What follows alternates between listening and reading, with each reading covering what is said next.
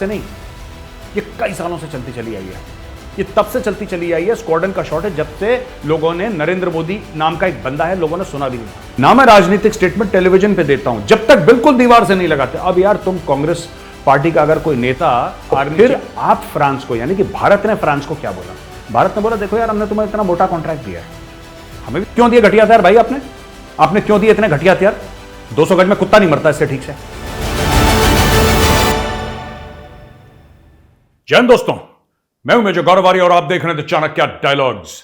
इस वीडियो को लाइक करिए, हमारे चैनल को सब्सक्राइब करिए और बेल आइकन दबाना बिल्कुल मत भूलिएगा। अच्छा दोस्तों, फिर से बहुत बड़ी बहस चल गई है, बड़ी कंट्रोवर्सी हो गई है। कंट्रोवर्सी क्या है?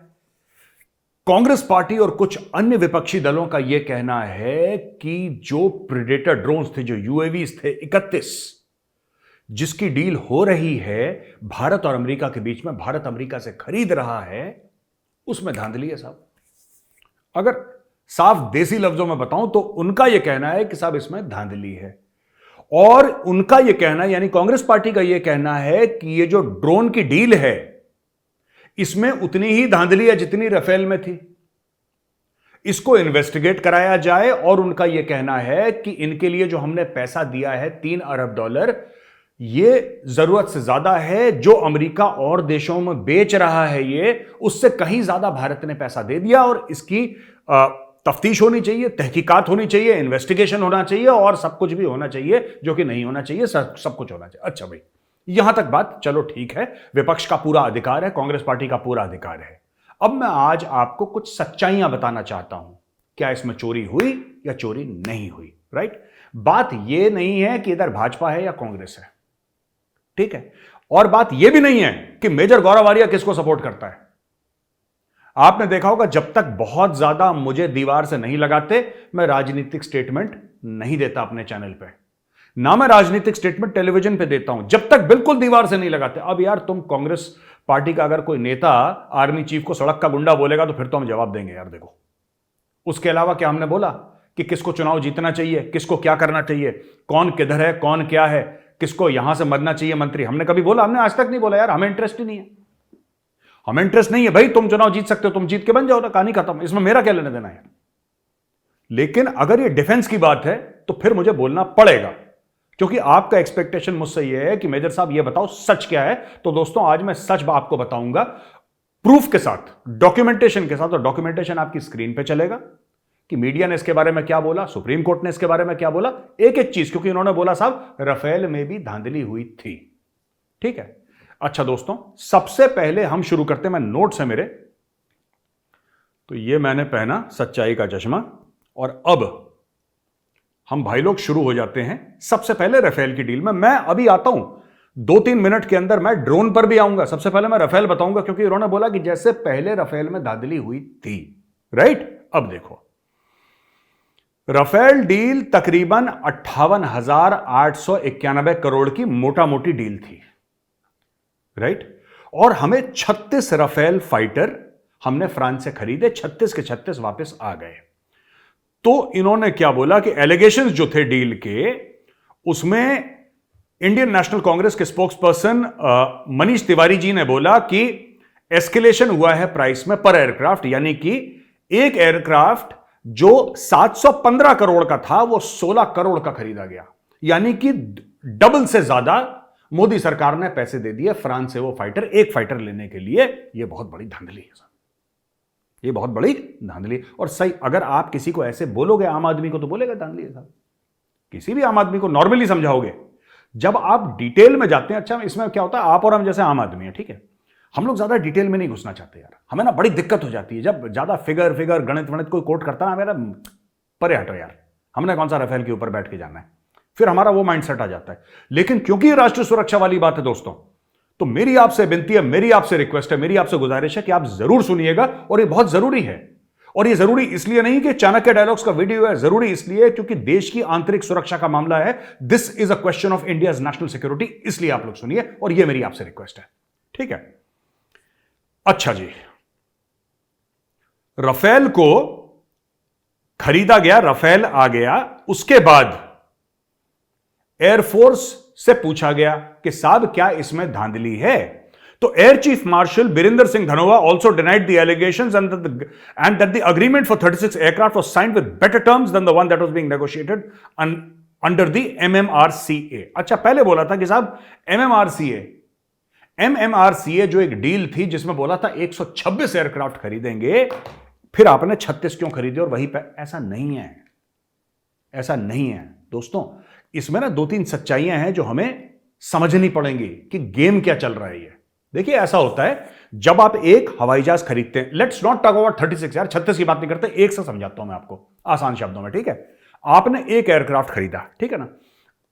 एक एयरक्राफ्ट अगर आप चाहेंगे खरीदना, राइट, आप डील करते हैं। देखिए 2-3 चीजें हैं, ये डीलें चलती हैं ना, ये इसमें नेगोशिएट करते करते 10-15 साल हो जाते हैं, 10-15 साल हो जाते हैं। आपको पता है कांग्रेस के जो डिफेंस मिनिस्टर थे, उनका नाम था A.K. एंटनी साहब। A.K. एंटनी साहब ईमानदार आदमी थे। A.K. एंटनी साहब का एक मोटो था लाइफ में, एक मूल मंत्र था उनका, ना काम करो ना कोई उंगली उठाएगा। साफ सीधी बात है, काम ही मत करो यार, फाइल पे साइन ही मत करो, कहानी खत्म हो गई। जब तुम फाइल पे साइन नहीं करोगे तो तुम गलती नहीं करोगे, और जब तुम गलती नहीं करोगे तो उंगली कौन उठाएगा? तो आई एम मिस्टर क्लीन, मैंने काम ही नहीं करा। भारत में आज की तारीख में 42 एयरफोर्स की आपको स्क्वाड्रन्स चाहिए, फाइटर की 42 स्क्वाड्रन्स चाहिए आपको, 42। आपके पास कितनी है? 30। अगर पाकिस्तान और चीन के साथ हमारी लड़ाई होती है, हमारे पास उतने एयरक्राफ्ट हैं ही नहीं कि हम लड़ दें। हम इस सूरत हाल पे, और ये आज से नहीं, ये कई सालों से चलती चली आई है, ये तब से चलती चली आई है स्क्वाड्रन का शॉर्टेज, जब से लोगों ने, नरेंद्र मोदी नाम का एक बंदा है, लोगों ने सुना भी नहीं था। आप चेक कर सकते हैं, आप मेरी बात पे विश्वास मत करिए दोस्तों, गूगल पे जाइए और आप चेक करिए ये प्रॉब्लम कितनी पुरानी है। प्रॉब्लम हुई कैसे? सबसे पहले एक बात मैं आपको ये बताता हूं, ये प्रॉब्लम हुई कैसे, ये तो कोई समझाए कि साहब ये प्रॉब्लम ऐसे हुई। ऐसा कैसे हो गया कि पाकिस्तान के साथ हम 4 जंगें लड़ चुके हैं, पाकिस्तान ने 26/11 करा, पाकिस्तान ने कश्मीर में आतंकवाद करा, पाकिस्तान ने 1993 मुंबई की बॉम्ब ब्लास्ट करी, अक्षरधाम टेंपल पर अटैक करवाया, उन्होंने हमारी पार्लियामेंट पे हमला करवाया, उन्होंने पंजाब में खालिस्तानी टेररिज्म शुरू करवाई। ये सब करने के बाद पाकिस्तान से खतरा है जो कि एक न्यूक्लियर वेपन स्टेट है। चाइना के साथ हमारी लड़ाई हुई 1962 में और 1967 नाथुला में चाइना के साथ लड़ाई हुई, वॉर हुए हमारे। तो 2 हमारे जो नेबर हैं न्यूक्लियर आर्म्ड है, जिनसे हमारी जंगें हो चुकी हैं, हजारे जाने हम लोग गंवा चुके हैं, वीर गति को प्राप्त हमारे कई हजार भाई प्राप्त हो चुके हैं। अब इसके बाद आप ये बताइए कि किसने इतनी लापरवाही करी कि हमारी स्क्वाड्रन की स्ट्रेंथ इतनी शॉर्ट हो गई? ये जरा बताइए, इंटरनेट पे जरा पता लगाइए आप, ऐसा कैसे हो गया यार? किस तरीके से हो गया? ऐसा कैसे हो गया कि भारत के पास आज की तारीख में एक ढंग की राइफल नहीं है आर्मी के पास? मैं आपको बता रहा हूं, AK-47 ठीक है, यूज करते हैं, नॉर्थ ईस्ट में यूज करते हैं, कश्मीर में यूज करते हैं। बेसिक इन्फेंट्री वेपन आज की तारीख में भी 7.62 जो पहले था SLR, वो हट गई है, अब है 5.56 इंसास। और आज मैं खुल के बोलता हूं, कोई मुझे कॉन्ट्रडिक्ट कर दे, चैलेंज है, घटिया हथियार है ये, घटिया हथियार है ये हथियार क्यों है हमारे पास? अब ठीक है, अब फैक्ट्री लगी है, AK-203 आ रहा है, मैन्युफैक्चरिंग शुरू हो गई है, कुछ साल के अंदर ये सारे हथियार चेंज हो जाएंगे। लेकिन हमारे जवानों ने, जो लोग कहते हैं ना, झूठ बोलते हैं कि इंसास की वजह से हम लोग कारगिल जीते, भाई साहब सुनिए, वो जो इन्फेंट्री वाला था ना, उसके कलेजी की वजह से जीते। ये हथियार तो है ही घटिया, ठीक है। वहां पे दुश्मन के पास अच्छे हथियार थे, हमारे पास घटिया हथियार थे। क्यों आई है? Why was this weapon given? Why? मैं तो इन्फेंट्री वाला हूं ना, मैं तो इन्फेंट्री वाला हूं, मैं तो साफ सीधी बात करूंगा। क्यों दिए घटिया हथियार भाई? आपने क्यों दिए इतने घटिया हथियार? 200 गज में कुत्ता नहीं मरता इससे ठीक से। क्या बात कर रहे हैं यार? अब जाके आया AK-203, ये चिनूक हेवी लिफ्ट, ये कब आया? ये राफेल कब आया? ये अपाचे हेलीकॉप्टर गनशिप्स कब आए? ये M777 कब आया? यार कोई तो बताएगा ना कि साहब ये अब आया है। ये जो सेकंड एयरक्राफ्ट कैरियर अभी आया है, ये तो कई सालों से चल रहा है, इसकी प्लानिंग तो 20 साल से चल रही है। लेकिन फास्ट ट्रैक कब हुई? किसने बोला कि नहीं चाहिए, काम पे लगो बेटा, दिन रात काम करो, दिन में 24 नहीं 48 घंटे होते हैं, तुम काम पे लगो। ये हुआ कैसे ये अचानक? मैं ये जानना चाहता हूं। ये सब सवाल हैं जो हमें पूछने पड़ेंगे सवाल, क्योंकि राष्ट्रीय सुरक्षा का मामला है भाई। ये कोई स्टेट का चुनाव नहीं है हल्का फुल्का कि इसने वोट डाले, इसने वोट डाले, इस जाति के इतने लोग थे, इस धर्म के इतने लोग, ये सब ड्रामा नहीं है, ये राष्ट्रीय सुरक्षा की बात है। अब देखिए एक और कंट्रोवर्सी राफेल की। मैं अभी ड्रोन पे आऊंगा, अभी मैं ड्रोन पे शुरुआत मैंने करी नहीं है। ड्रोन पे यह कंट्रोवर्सी है कि साहब रणदीप सुरजेवाला कांग्रेस के जो लीडर थे, उन्होंने नवंबर 2017 में बोला कि HAL was bypassed in the Rafale contract. HAL का कहां से क्या लेना देना है भाई? एचएएल का क्या मतलब है इससे? HAL was bypassed in the contract. How was HAL bypassed? HAL कौन सी एयरक्राफ्ट बनाता है भाईजान, जरा बताइएगा। नेताओं के साथ सबसे बड़ी पता है क्या प्रॉब्लम है? कुछ नेता ऐसे हैं जिनको कुछ नॉलेज नहीं है फिर भी बोलते हैं, और कुछ नेता ऐसे हैं जिनको पूरी नॉलेज है, they know everything, beautiful research, लेकिन फिर भी गलत बोलते हैं जानबूझ के कि वोटों का फायदा हो जाए। ठीक है, अब देखिए, इन्होंने भाई साहब ये बोल दिया कि अनिल अंबानी को पैसे दे दिए।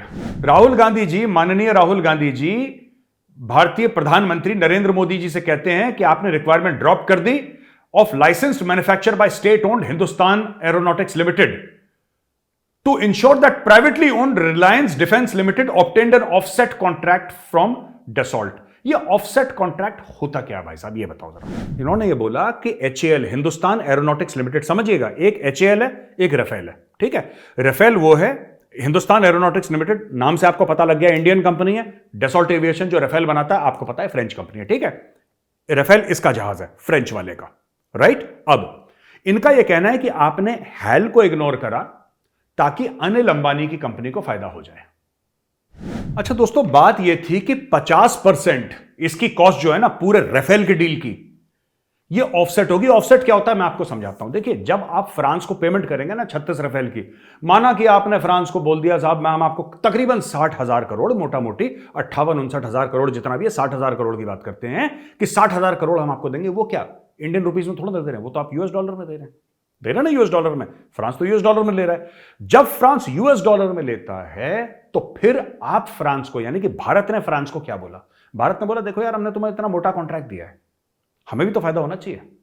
तो फ्रांस ने बोला क्या फायदा, क्या 36 जेट तो दे रहे हैं तुम्हें, और कौन सा फायदा चाहिए? भारत ने बोला ना, ऑफसेट क्लॉज ये होगा कि अगर 60,000 करोड़ की, मैं 60 मोटा मोटी बोल रहा हूं, 60 से 1-8 करोड़ कम है, मैं 60,000 ऐसी मोटा मोटी आपको समझाने के लिए बोल रहा हूं। अगर 60,000 करोड़ की डील है ये, ठीक है, तो 30,000 करोड़ की वैल्यू फ्रांस जो है वो भारतीय कंपनियों से खरीदेगा। उसमें फ्रांस कुछ भी खरीद सकता है, सीमेंट खरीद सकता है, कमीज खरीद सकता है, बनियान खरीद सकता है, जूते खरीद सकता है, कार खरीद सकता है, साइकिल खरीद सकता है। फ्रांस कुछ भी खरीदे, लेकिन भारतीय कंपनियों में, यानी कि 50%, 30,000 करोड़ की शॉपिंग फ्रांस इंडियन कंपनी से करेगा। उसमें से 100 कंपनियों से ऊपर थी, उसमें से एक नाम अनिल अंबानी की कंपनी का था। और बोला क्या भाई साहब ने? भाई साहब ने बोला साहब पूरा का पूरा 58-59,000 करोड़ रुपए अंबानी को दे दिए, बेच दिया देश को। अब जो सड़क पर चल रहा आदमी है जिसको इतनी नॉलेज नहीं हो, क्या बोलेगा? वो तो यही बोलेगा ना, यार सचमुच यार ये तो बहुत गलत कर दिया, यार ये तो बहुत गलत कर दिया। यही ड्रामे होते हैं। अब मैं आपको एक और चीज बताता हूं, ठीक है, जो बहुत जरूरी है आपके जानने की। दोस्तों, इसमें क्या हुआ कि आगे चल के सुप्रीम कोर्ट ने सितंबर 2018 में सुप्रीम कोर्ट ने एक पब्लिक इंटरेस्ट रिट पिटीशन सुनने के लिए राजी हो गया, जिसमें बोला था ये डील कैंसिल करिए, डील कैंसिल करिए, इसमें बहुत बड़ा घपला है। तो सुप्रीम कोर्ट ने 14 दिसंबर सुप्रीम कोर्ट ने टाइम दिया, बोला सारा। तो सरकार ने बोला देखो सर, सीक्रेट चीज है, हम मीडिया को नहीं बताएंगे, लेकिन आपने मांगा है ना सुप्रीम कोर्ट ने, तो सर एक लिफाफे में बंद करके हम आपको दे देंगे, आप देख लेना। पर क्योंकि ये फौजी डील है, क्योंकि ये नेशनल सिक्योरिटी से रिलेटेड डील है, इसलिए कोई ये एक्सपेक्ट ना करे कि मीडिया की ब्रीफिंग हो रही है कि ये कागज है, वो सब नहीं हो सकता। पर सुप्रीम कोर्ट ने मांगा, सुप्रीम कोर्ट का हक भी है और सुप्रीम कोर्ट के बिल्कुल अथॉरिटी भी है इसमें, तो लीजिए सर लीजिए। सरकार ने सुप्रीम कोर्ट को सारे कागज दे दिए। सुप्रीम कोर्ट ने विस्तार से सारा कागज डिस्कस करे और 14 दिसंबर 2018 को सुप्रीम कोर्ट ने बोला कि ये जो भी आप लांछन लगा रहे हैं, इसमें आरोप लगा रहे हैं, आप इसमें एलिगेशन लगा रहे हैं, ये सब फर्जी हैं, निकालो इसको। इसमें जो पूरी बात है ना, पूरी जो इसमें बात है कि ये हो जाएगा, इसको पैसे दे दिए, वो मोदी का दोस्त है, अंबानी है, अदानी है, ये सब क्या है कि लोग ना, मैं बता रहा हूं, ये बहुत अच्छा इंफॉर्मेशन वॉरफेयर की स्ट्रेटजी है जो विपक्षी पार्टियों ने। और ये इंफॉर्मेशन वॉरफेयर की क्या स्ट्रेटजी है? आप जो साफ पानी है ना, उसमें पैर से मारो तो सब मिट्टी हो जाता है, फिर लोगों को दिखना बंद हो जाता है, फिर लोग कहते हैं चलो यार ठीक है। निष्कर्ष पे पहुंचना बहुत आसान है, रिसर्च करना बहुत मुश्किल होता है दोस्तों। अब हम आते हैं प्रेडेटर डील पे, अब हम आते हैं असली में, जो आजकल की बात है ना, जो चल रही है। ये राफेल का मैंने आपको ऊंचा ऊंचा समझाया, मैंने ज्यादा विस्तार में इसमें भी नहीं गया, बट अब मैं आपको, आप कहेंगे साहब प्रेडेटर डील का क्या लेना देना, अब मैं आपको बताता हूं। सबसे पहले इन्होंने बोला है साहब कि राफेल का जो स्कैम है वो अभी भी फ्रांस में अंडर प्रोब है करप्शन के लिए। तो भाई साहब, विपक्षी पार्टियों को, मैं कांग्रेस पार्टी का ये वो है कि फ्रांस में है, आपको फ्रांस से क्या लेने देना है यार? इंडियन सुप्रीम कोर्ट ने क्या बोला वो आप अपनी सुप्रीम कोर्ट को आप तवज्जो नहीं देंगे, जो आपकी सुप्रीम कोर्ट ने बोला है। जब कोई बाहर से गोरा बोलेगा, जब फिरंगी बोलेगा, तब आप उसको सल्यूट करेंगे, आप बोलेंगे हाँ गोरे ने बोला है बॉस, बहुत बढ़िया चीज है यार, कड़क चीज है ये, क्योंकि गोरे ने बोला है। सुप्रीम कोर्ट क्या है भाई साहब? वो इंडिया की सुप्रीम कोर्ट है। सुप्रीम कोर्ट की बात मुझे भी माननी है, आपको भी माननी है, प्रधानमंत्री को भी माननी है। Nobody is above the supreme court, supreme court is the boss. बोला कि साहब ये जो डील हुई है इसकी, ये बड़ा इसमें गड़बड़ है और ज्यादा पैसे दे दिए। 31 ड्रोन जो थे, 31 ड्रोन के लिए हमने बहुत ज्यादा पैसे दे दिए हैं, और इसके बारे में जो MQ-9B है, लॉन्ग एंड्योरेंस ड्रोन, ये जो दूसरे नेशंस को प्राइस ऑफर करा था इन लोगों ने, उससे कहीं ज्यादा हमने दे दिया। तो उसमें धांधली इन्वेस्टिगेशन होना चाहिए। सबसे पहले तो मैं इनको ये कहना चाहता हूं यार, मेरे दिल से दुआ आ रही है यार तुम लोगों के लिए, यार तुम चुनाव जीत जाओ, तुम खुद कर लो यार। 2024 का चुनाव आ रहा है, जीत जाओ, हटा दो मोदी को, बैठ जाओ वहां पे, कर लो। ये हर चीज में नेगेटिविटी लाना, ये बात मुझे समझ में नहीं आती। अच्छा, इसकी 2-3 बातें मैं आपको बोलना चाहता हूं। पहली बात, ये जो $3 अरब की बात है कि इतनी डील की वैल्यू है, ये कहां से आया 3 अरब का फिगर? ये 3 अरब का फिगर यहां से आया कि ये अमेरिका ने बोला है कि 3 अरब का है, भारत ने नहीं माना 3 अरब का है। भारत ने कोई चेक काट के नहीं दे दिया उसको, अभी तक 1 रुपया नहीं गया है इसके लिए। सबसे पहले मैं ये बात बता दूं आपको वाजे तौर पे, 1 रुपया नहीं गया है इसका, इस डील का 1 रुपया। मैं बात कर रहा हूं ये जो यूएवीज की डील है, इसमें 1 रुपया नहीं गया है अमेरिका को अभी। अच्छा, दूसरी चीज है कि ये डील में अभी नेगोशिएशन होगा, इसमें तोल मोल भाव होंगे अभी कि इतना नहीं, इतना नहीं, इतना नहीं, इतनी तुम ट्रांसफर करोगे टेक्नोलॉजी, इतना तुम ये करोगे, ऐसा तुम करोगे, वैसा तुम करोगे। अब इसमें टाइम लगेगा। ये ऐसा नहीं कि बोल दिया हाँ डन, ओके कैरी ऑन, ऐसा नहीं होता है। अब इसमें अभी इसमें बहुत सारी चीजों का इनपुट और आउटपुट होगा अभी। ये तो कई समय पहले अमेरिका ने बोला था कि ये जो 31 ड्रोन हैं, इनकी वैल्यू $3 अरब है। अमेरिका बोल सकता है, अमेरिका का हक है। अमेरिका 300 अरब भी बोल सकता है, उसका हक है। हम कितना पैसा देंगे ये हमारा हक है। तो 3 अरब ज्यादा दे दिए, ज्यादा किसको दे दिए भाई? किसने दे दिए? इसके ऊपर भी तो बात करो ना, किसने दे दिए? हवा में ही मीडिया रिपोर्ट पढ़ के ही गोल गोल गोल घुमा रहे हो, क्योंकि पब्लिक तो मासूम है, पब्लिक को तो कुछ पता नहीं है। तो पब्लिक को जैसा बोलोगे कि गोल गोल, जैसे राफेल में बोल दिया चौकीदार चोर है, फिर जाके माफिया मांगी। ओ भाई क्यों ऐसा गलत काम करते हो यार? It had said that acceptance of necessity accorded to the procurement by Defense Acquisition Council noted the estimated cost of USD 3072 million as provided by the US government. ये नोटेड है, डिफेंस एक्विजिशन काउंसिल ने बोला है कि ये जो $3 अरब की cost है, ये अमेरिका ने दी है, ये हमारी कॉस्ट नहीं है, हमने माना ही नहीं। अमेरिका 10 अरब बोले तो सानू की है ना। Adding the price will be negotiated once the policy approval from Washington is received. अब पॉलिसी अप्रूवल वॉशिंगटन से आएगा, फिर यहां पे लोग बैठेंगे, अमेरिकन सामने बैठेंगे, हम इधर बैठेंगे, फिर आमने सामने बात होगी कि साहब आपने 3 अरब बोला, हमने नोट करा, हम साहब इसके आपको इतने देंगे, ठीक है, और हम ये हमें और चीज चाहिए। फिर इसमें, और ये डील जो है ना, इसमें कई महीने साल लग जाते हैं। किसी अखबार ने बोला कि अमेरिका ने बोला इसकी वैल्यू 3 अरब है, और आपने बिल्कुल उसके, मैं गीता के हाथ रख के ऊपर कसम खाता हूं कि जो बोलूंगा सच ऐसे नहीं होता यार। India showed interest for this drone from 2016, but deal could not be materialized due to price negotiation with previous 3 administration, Obama, Trump and Biden. यानी कि 2016 से इसकी बात चल रही है। 2016 से ये जो कह रहे हैं कि चोरी करी है, मोदी जी तो बने 2014 में। मोदी जी के आने के 2 साल के बाद से इनकी बात चल रही है, और भारत ने अभी तक हाँ नहीं बोला। अब जाके यहां इतना टाइम लग गया, देखिए बात करते करते करते करते 10 साल लग जाते हैं दोस्त, इसमें 10 साल लग जाते हैं, ठीक है। Congress claims government pouring less for home grown drone project, घातक रुस्तम। अब एक बात बताइए, ये कहते हैं कि साहब इंडिया अपने ड्रोन को कम तवज्जो दे रही है। भाई साहब इंडिया में पूरा ड्रोन का इकोसिस्टम शुरू कर दिया है। और ये ड्रोन कब से चल रहे हैं यार? मैं ये पूछ रहा हूं, कांग्रेस सेड दिस, कांग्रेस, देखो जो शब्द होते हैं ना वो बड़े सस्ते होते हैं भाई। Congress said this, Congress said that, Congress ने ये बोला, कांग्रेस ने ये बोला। अरे बोला बोला किसने? बीजेपी कांग्रेस मारो गोली ना, क्या फर्क पड़ता है? मैं ये कह रहा हूं कि आपने क्या करा ये बताओ पहले। चलो मोदी गलत आदमी है मैं कहता हूं, आप कह रहे हो ना गलत आदमी है, मैं मान लेता हूं गलत। आपने क्या करा ये बता दो। आपको 35 साल हो गए, आप बोफोर्स के बाद दूसरी तोप नहीं ला पाए भारत में। आपने क्या करा ये तो बता दो। मोदी गलत आदमी है चलो मान लेते हैं, आपने क्या कर दिया ये समझाओ मैं। Admiral R Hari Kumar, chief of naval staff का क्या बयान है ये भी सुनने लायक है। उन्होंने बोला कि चीफ ऑफ नेवल स्टाफ ने बोला है कि drone help in keeping large area under surveillance beyond 2500 nautical miles. He also stated that the Navy had operated these drones on lease for over 12,000 hours to keep an eye on adversaries and provide a lot of capabilities to defense forces who are keen to procure them. पहली बात तो यह है कि साहब chief of naval staff ने ठप्पा लगाते हुए बोला है कि फिट है मामला, ये बिल्कुल सही टेक्नोलॉजी है, ठीक है। दूसरी चीज यह है कि आज की तारीख में हम अगर ये कह रहे हैं ना कि आप इंडिया में ड्रोन को बढ़ावा नहीं दे रहे, भाई साहब पूरा ड्रोन का इकोसिस्टम तैयार हो रहा है इंडिया में, क्या बात कर रहे हैं? बात क्या कर रहे हैं आप कि आपने नहीं करा? ये तो ड्रोन्स कब से चल रहे हैं यार अमेरिका में, कब से चल रहे हैं। अभी जाके ड्रोन का इकोसिस्टम तैयार हुआ है, अब इंडिया डेवलप करेगी, इसमें कई साल चल जाएंगे। ऐसे नहीं, इसमें इंडिया का जो ड्रोन बनेगा ना उसमें टाइम लगता है भाई, टाइम लगता है। मैं आपको एक चीज बताता हूं, आपको विश्वास नहीं होगा। जब मैं 1994 में कमीशन हुआ था तब मैंने पहली बार अपनी आंखों के सामने अर्जुन टैंक देखा था, अपनी आंखों के सामने पहली बार। इतने साल हो गए, अगले साल मुझे कमीशन हुए 30 साल हो जाएंगे। 30 सालों में कितनी अर्जुन की रेजिमेंट है, जरा आर्मी वालों से पूछिए, कोई आर्मर्ड कोर वाला आपको कोई अफसर मिल जाए या जेसीयू साहिबान मिल जाए, जवान मिल जाए, पूछना कि आर्मर्ड में कितनी अर्जुन की रेजिमेंट है।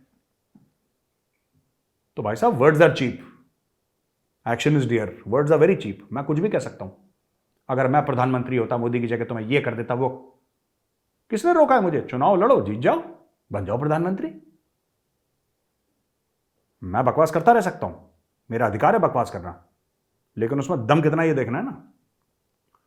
तो दोस्तों ये चीज है जो मैं आज आपको बताना चाह रहा हूं। तो दोस्तों ये जो पूरी चीज है ना, ये समझने वाली बात है कि इसमें हुआ क्या है और ड्रोन किस तरीके से हम लोग खरीद रहे हैं और क्यों जरूरी है यार ये ड्रोन। और हर चीज में मैं भी ऑपोजिशन पार्टी से बोलूंगा कि देखो यार,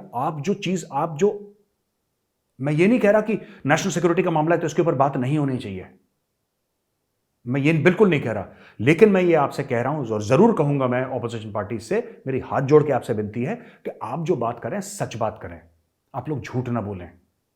आप कह रहे हैं बहुत ज्यादा पैसा दे दिया, किसने दे दिया? अभी तो दाम तय नहीं हुआ उसका यार, उसमें साल लग जाएगा दाम तय होने में। आप कह रहे हो बहुत ज्यादा पैसा दे दिया, इसके ऊपर इंक्वायरी होनी चाहिए, ये होनी चाहिए, होनी चाहिए। क्यों सस्ती राजनीतिक लोकप्रियता के लिए आप ऐसा काम करते हैं जिससे देश की फौज को नुकसान हो? क्यों? मैं जानना चाहता हूं क्यों, मेरा यह सवाल है। और मैं दर्शकों से भी यह चाहूंगा कि आप जरा प्लीज कमेंट्स में लिखें कि सस्ती राजनीतिक लोकप्रियता के लिए, क्योंकि हम लोगों का गलती, हम लोग डिटेल में नहीं पढ़ना चाहते। जो हम लोग आम लोग हैं ना, आप और मैं जैसे लोग, मिडिल क्लास लोग, हम लोग डिटेल में, हमारी जिंदगी इतनी कॉम्प्लिकेटेड है, कौन इस चक्कर में पड़ेगा यार? प्रेडेटर की क्या है और रीपर क्या है और सी गार्डियन क्या है और इसकी क्या कैपेबिलिटी है और राफेल का कौन सा मॉडल है, यार चिक चिक में नहीं पढ़ना। बस चोरी हुई है, चोरी हुई है, चोरी हुई है, चोरी हुई है, तो अपने आप को समझाने में आसान हो जाता है कि यार इतनी चोरी हो गई यार, वरना मैं भी यार गौतम बुद्ध नगर का डीएम होता, मैं, मुझ में तो काबिलियत थी यार, मैं भी नोएडा का डीएम होता, वो तो चोरी हो गई कहीं ऊपर से।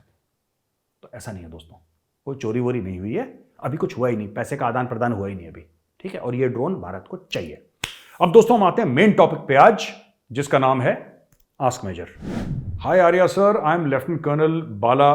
हाय colonel Bala, my question to you is how will make in India succeed if the corrupt CDO officials continue their nefarious ways of demanding their pound of flesh while registering and passing bills of vendors?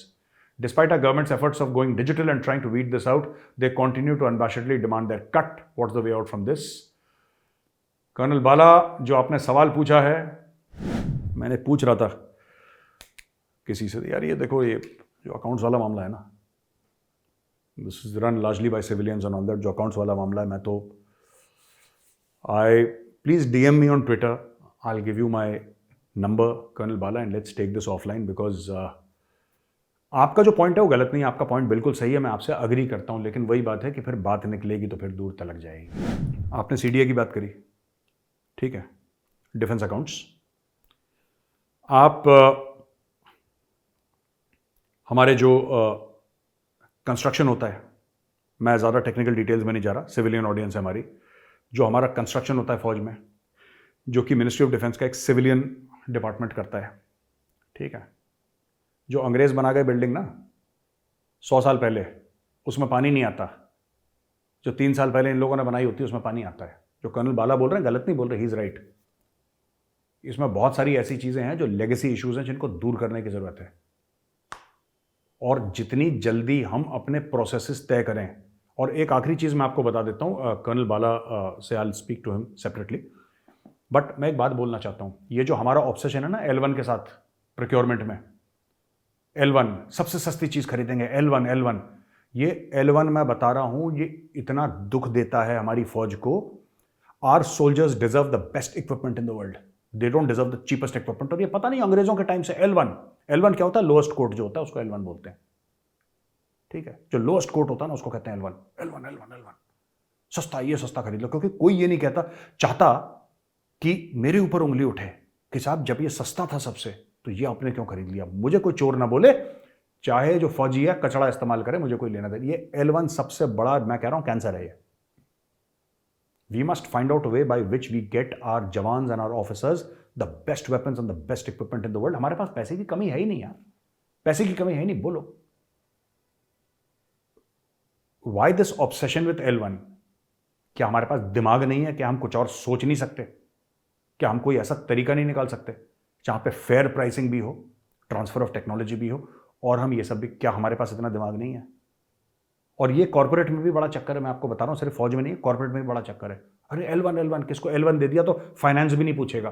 Finance वाले को तो अकल ही नहीं है क्या पूछना है, technical details तो इंजीनियर ही बताएगा। मैं आपको छोटी सी बात बताता हूं। आपने एक ऑफिस बनाया, ठीक है, आपने ऑफिस में बोला यार ये जो प्लम्बिंग का कॉन्ट्रैक्ट देना, हमने L1 को दे दिया। उसने देखा कि तीनों में क्या कंपैरिजन है, उसने BOQ देखा, बिल ऑफ क्वांटिटीज पीछे, उसने टेंडर डॉक्यूमेंट देखे, फाइनेंस वाले ने बोला कि अच्छा नेगोशिएट कर लिया, यस। कॉन्ट्रैक्टर वहां पे कौन सा मटेरियल लगा रहा है किसी के बाप को नहीं पता, क्योंकि उसका क्वालिफाइड ही नहीं है। वो जो CA बैठा है, MBA फाइनेंस बैठा है, उसको पता ही नहीं क्या लगा रहा है। वो तो सिर्फ कागजों में खेल रहा है दफ्तर में बैठ के। और जो भी वेंडर होता है ना, वो बिजनेसमैन होता है। आप उसको 100 रुपए के ना सिर्फ 50 रुपए दोगे ना, वो 50 रुपए में भी 50% प्रॉफिट कमा लेगा। उसको पता है कौन से शॉर्टकट लेने हैं। इसीलिए मैं बता रहा हूं L1 बहुत बड़ा नासूर है, और खासतौर से हमारी फौज के लिए बहुत बड़ा नासूर है। We should not go and we should buy the best possible equipment at a fair price. तो दोस्तों आज का वीडियो थोड़ा सा लंबा हो गया, जिसके लिए मैं माफी चाहता हूं, लेकिन जरूरी था ये कॉन्सेप्ट समझाना, क्योंकि मुझे बुरा लगा कल से यार। मैं मीडिया पे देख रहा हूं, ये पता नहीं क्या क्या बोले जा रहे हैं, क्या क्या बोले जा रहे हैं कुछ। इससे क्या होता है कि फौजियों का ना मोरल लो होता है, कहते हैं यार क्या चल रहा है यार, ये क्या चल रहा है। तो मुझे लगा कि मेरा बोलना जरूरी है।